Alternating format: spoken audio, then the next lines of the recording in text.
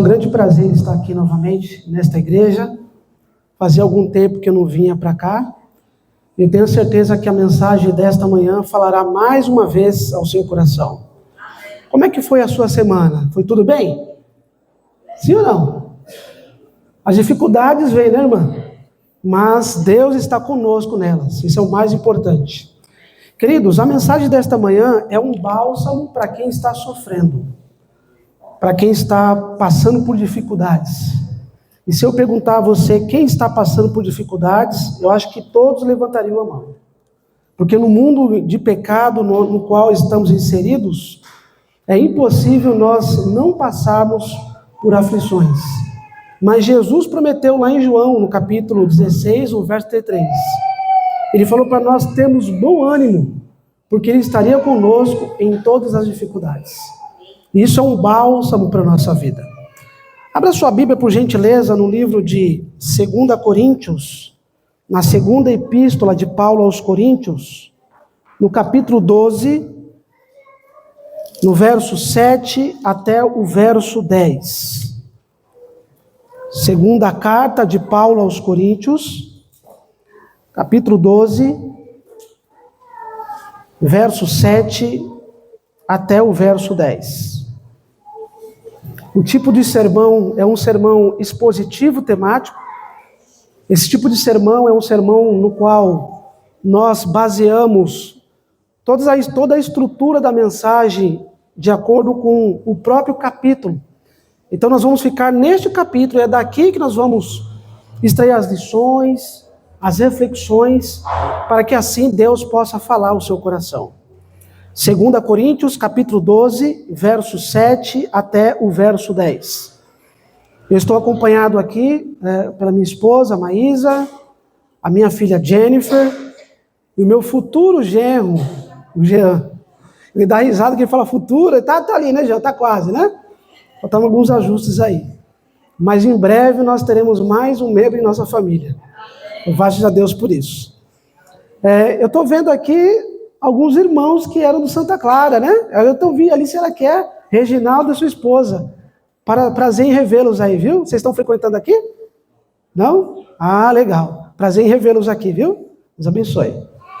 2 Coríntios, capítulo 12, verso 7 ao 10, nós vamos fazer uma oração para que Deus possa falar ao nosso coração. Pai Santo, a sua palavra está aberta, nós iremos extrair algumas lições aqui da sua palavra, e nós temos a certeza que o teu Santo Espírito, que já se faz presente no nosso meio, vai levar a tua palavra em cada coração aqui presente. Nós possamos nos despojar de nós mesmos e ouvir a tua voz, para que assim possamos sair daqui fortalecidos e decididos em servir ao Senhor. É o que nós pedimos, agradecemos por Cristo Jesus. Amém. Então, 2 Coríntios, capítulo 12, verso 7 ao 10, nós lemos assim: E para que não me ensoberbecesse com grandeza das revelações, foi-me posto um espinho na carne, mensageiro de Satanás, para me esbofetear, a fim de que não me exalte. Verso 8. Por causa disto, 3 vezes pedi ao Senhor que afastasse de mim. Então ele me disse: a minha graça, no termo grego, charis, a minha graça te basta, porque o poder se aperfeiçoa na fraqueza. De boa vontade, pois, mas me gloriarei nas fraquezas, para que sobre mim repouse o poder de Cristo. E o verso 10, pelo que sinto prazer nas fraquezas, nas injúrias, nas necessidades, nas perseguições, nas angústias, por amor de Cristo. Porque quando sou fraco, então é que sou forte. O tema central da mensagem desta manhã é o poder de Deus. E o título da mensagem é: o poder se aperfeiçoa na fraqueza. O propósito da mensagem desta manhã, amigos, é conduzir a igreja, a congregação, à humildade e dependência da graça de Deus, reconhecendo que o verdadeiro poder se manifesta na fraqueza e submissão humana ao Senhor. Dizem que Paulo escreveu 4 epístolas, ou seja, 4 cartas para esta igreja. Vocês sabem que a igreja de Corinto é uma igreja problemática. Existiam muitos problemas doutrinários, problemas de imoralidade sexual, problema de litígio. Então existiam muitos problemas na igreja de Corinto. A cidade de Corinto era um território grego, que ficava na região ali da Macedônia. Esta região era composta por idolatria grande. Por exemplo, existiam muitos adoradores de Afrodite e de outras divindades pagãs. Perceba aqui o desafio que era esta igreja no ambiente pagão. E Paulo, na sua segunda viagem missionária, ele planta essa igreja. Para vocês terem uma ideia, na primeira epístola, no capítulo 1, em algum dos versos, Paulo, ele percebe que a igreja estava dividida. Alguns diziam, eu sou de Apolo. Outros diziam, eu sou de Pedro ou Cefas. E outros diziam, eu sou de Cristo. Para vocês perceberem o desafio que era e que Paulo enfrentava nesta igreja. Além disso, a igreja de Corinto não aceitava o apostolado, ou seja, o ministério do apóstolo Paulo. E a primeira epístola que Paulo escreve a esta igreja é para resolver as questões doutrinárias e também de imoralidade sexual. A segunda carta já é mais pastoral e pessoal. Paulo ele usa a sua experiência, as suas dificuldades, para fortalecer a fé dos irmãos que sofriam as perseguições naquele território. Por isso que é muito importante nós compreendermos o contexto histórico, para aí nós lermos e extrair as lições para a nossa vida. A primeira epístola foi escrita em Éfeso, quando Paulo estava em Éfeso, no ano 56 depois de Cristo. Já esta segunda, no qual nós estamos lendo, foi escrita na Macedônia, talvez em Troade, na cidade de Troade, no ano 57.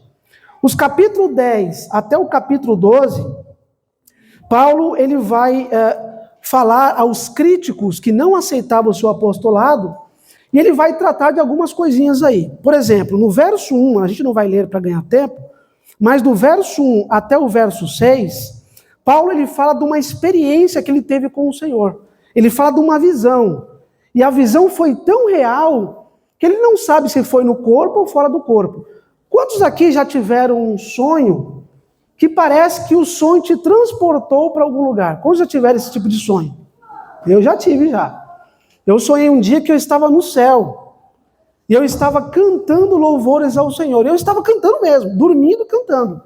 Daqui a pouco eu recebo um cutucão, acordo com um cutucão. Minha esposa, nós não estamos no céu ainda não, marido. Daqui a pouco nós vamos, mas ainda não estamos.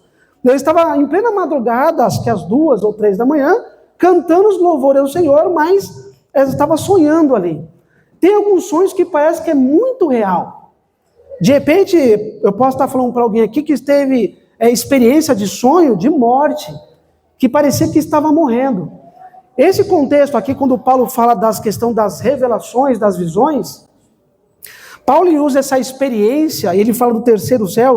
Um detalhe interessante, que no verso 2 do capítulo 12, Paulo ele fala na terceira pessoa. Por que ele fala na terceira pessoa? Porque ele não queria que a igreja o aceitasse apenas por a experiência espiritual. As experiências são importantes na vida do cristão? São importantes. Os testemunhos, todas essas coisas são importantes na vida do cristão, mas não é o mais importante. É possível que você conheça pessoas que teve grandes experiências com Deus e hoje estão fora da igreja. É possível que você conheça pessoas que receberam milagres, mas hoje não se encontra aqui. As experiências nos fortalecem, nos ajudam a caminhar na caminhada cristã, porém, o mais importante é a obediência da palavra de Deus. Isso é o mais importante. As experiências são importantes também, mas o mais importante é você obedecer a palavra de Deus. E aqui Paulo ele usa essa experiência que ele teve com o Senhor para mostrar para a igreja de Corinto, que não estava o aceitando como um apóstolo, como um pastor da igreja, para que eles pudessem então ver que o apóstolo teve experiências reais com o Senhor.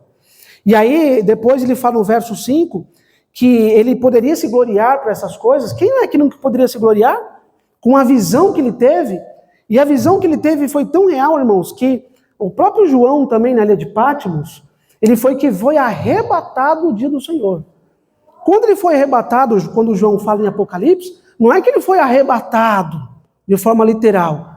É que os sentidos mentais, espirituais do apóstolo foi arrebatado. E ele estava ali projetado no terceiro céu. Nós sabemos que o primeiro céu é o céu aqui, o céu que nós podemos ver, o céu atmosférico.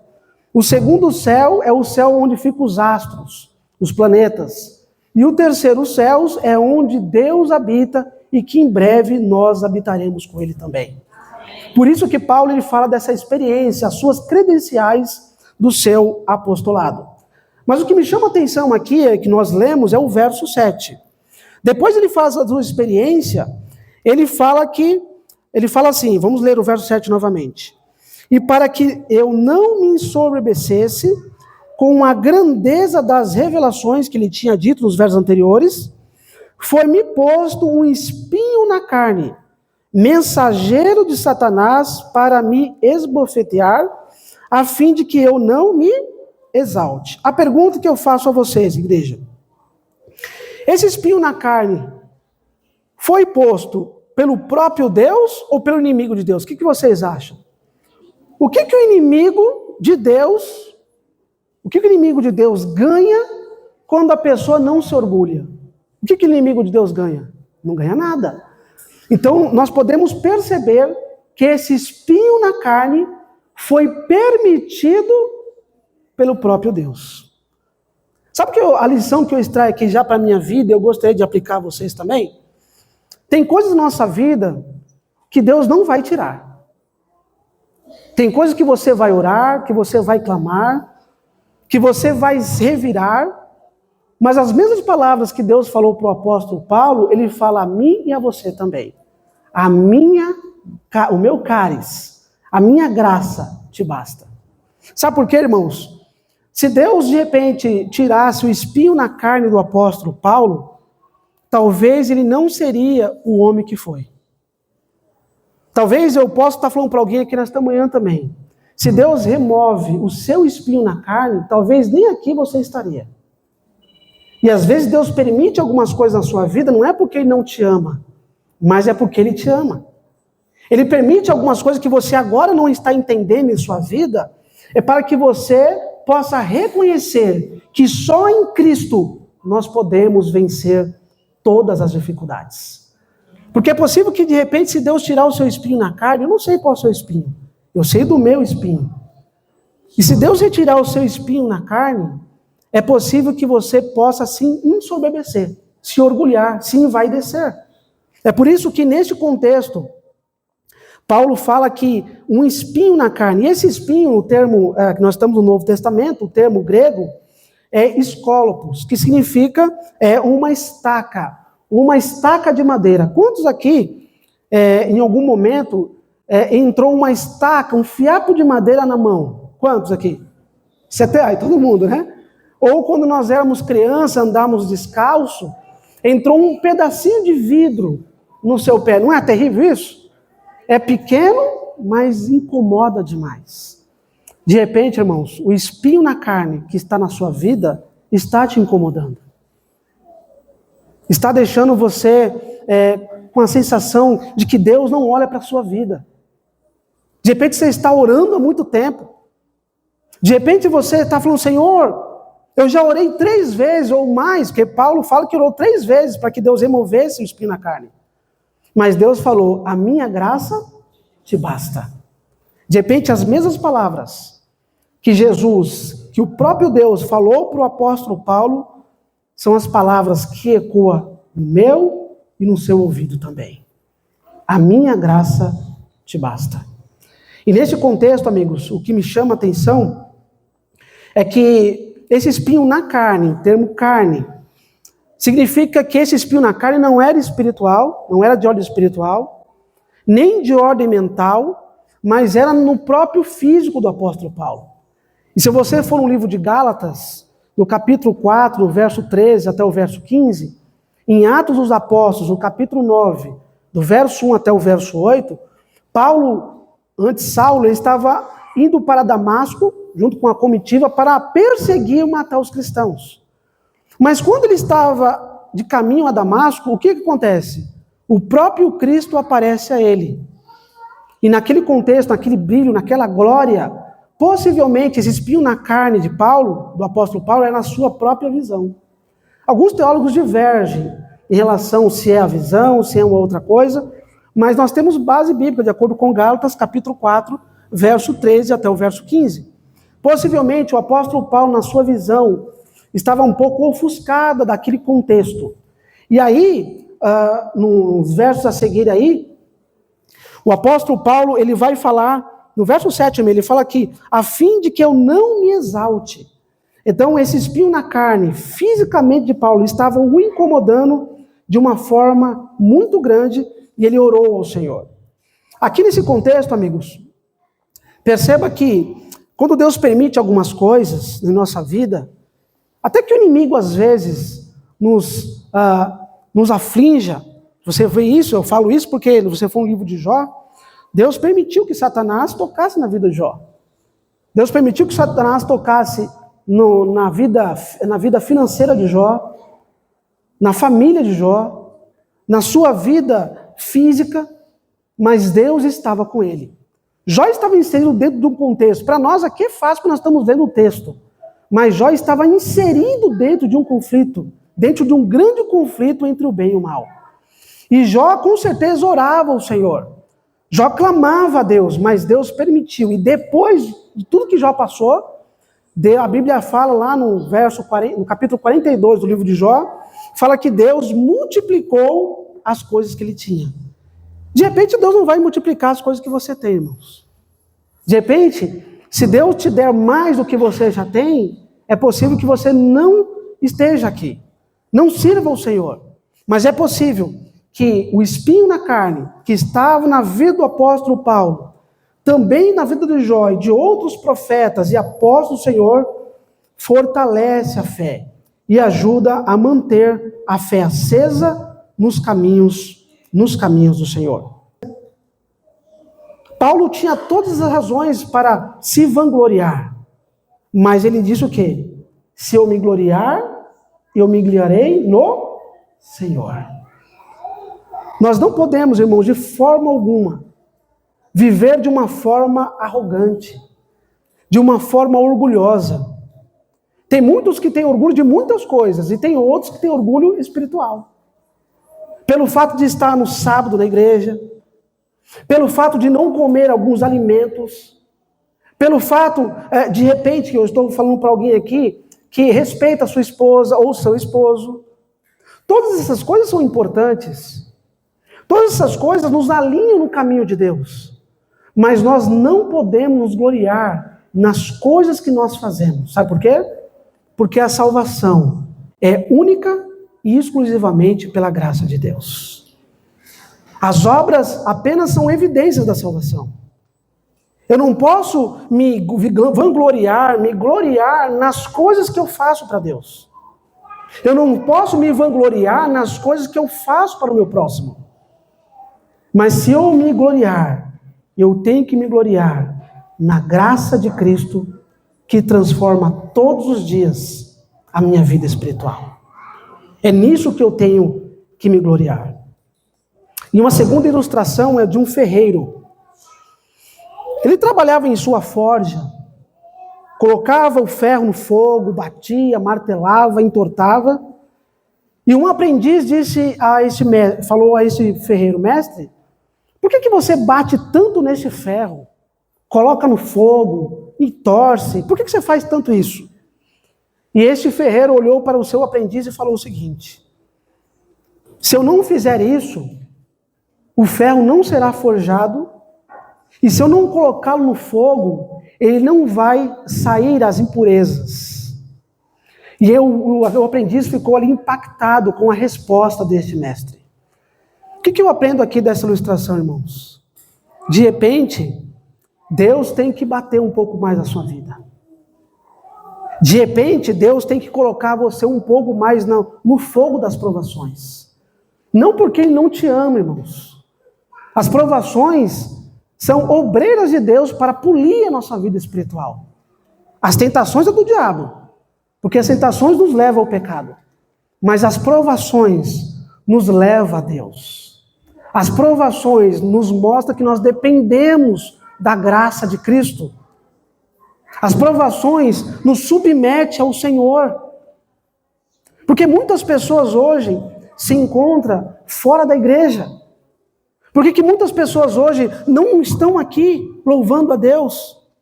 É porque muitas delas não entenderam o propósito das provações.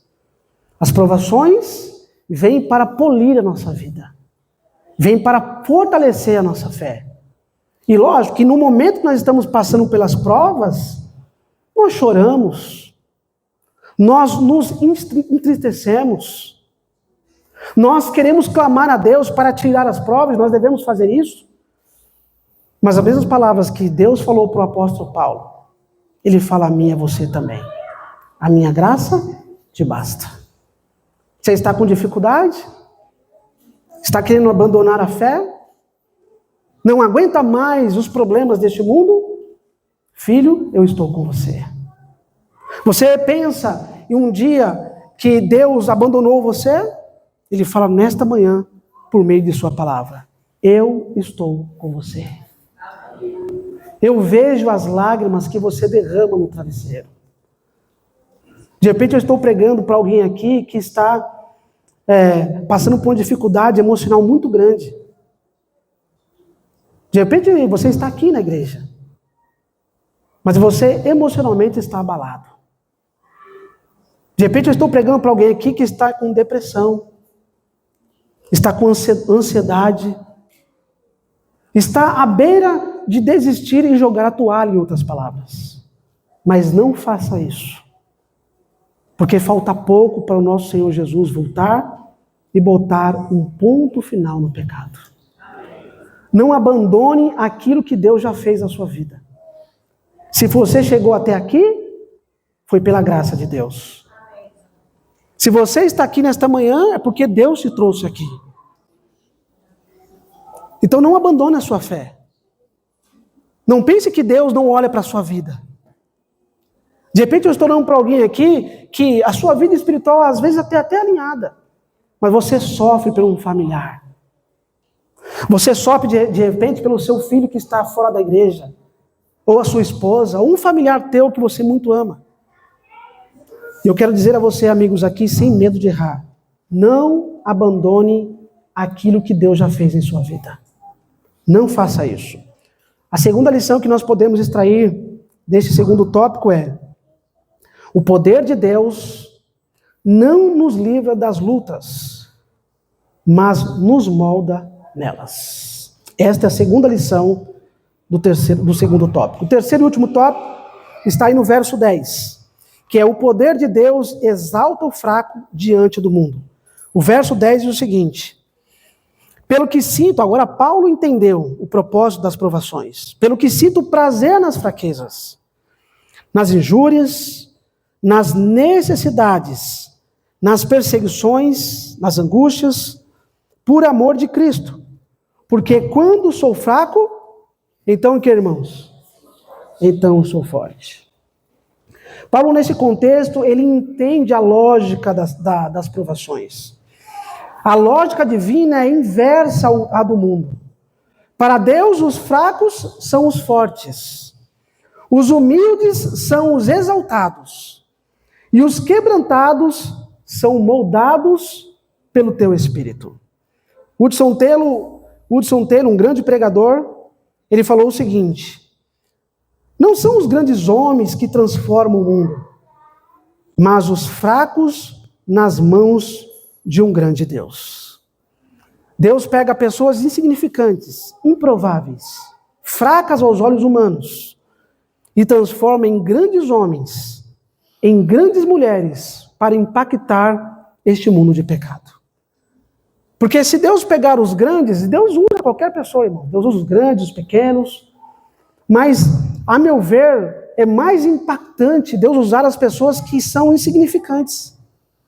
Porque os intelectuais, aquelas pessoas que têm condições, são mais fáceis. Mas Deus pegar os improváveis, os fracos para o mundo, e fazer grandes homens e grandes mulheres, isso é muito mais impactante. E nós vemos isso com os 12 apóstolos. Os 12 eram improváveis. Cada um com uma dificuldade. Um colérico, outro mais melancólico. Cada um com uma dificuldade emocional, espiritual. Mas eles impactaram o mundo. E Deus quer usar eu e você para impactar, não o mundo, mas começar a impactar a nossa casa, o nosso bairro, a nossa igreja e o nosso país. Entendeu a mensagem? Louvado seja Deus. Quantos hoje, nesta manhã, querem falar, Senhor, eu quero ser submisso a Ti? Amém. Quantos nesta manhã querem falar assim, Senhor, se em algum momento eu me orgulhei por alguma coisa, se em algum momento eu me orgulhei pelos milagres que o Senhor fez na minha vida, se em algum momento eu me orgulhei nas conquistas materiais, se em algum momento eu me orgulhei na minha vida espiritual, nesta manhã eu quero me submeter ao Senhor. Quantos querem fazer isso? Louvado seja Deus. Eu quero chamar mais uma vez aí o dueto que cantou. E enquanto essas meninas estiverem cantando, que você possa fazer uma reflexão da sua vida. Deus está aqui, irmãos, por meio do seu Santo Espírito. Ele quer tirar as dificuldades que você está aí na sua mente. Ele quer modelar você. Ele quer fortalecer a sua vida.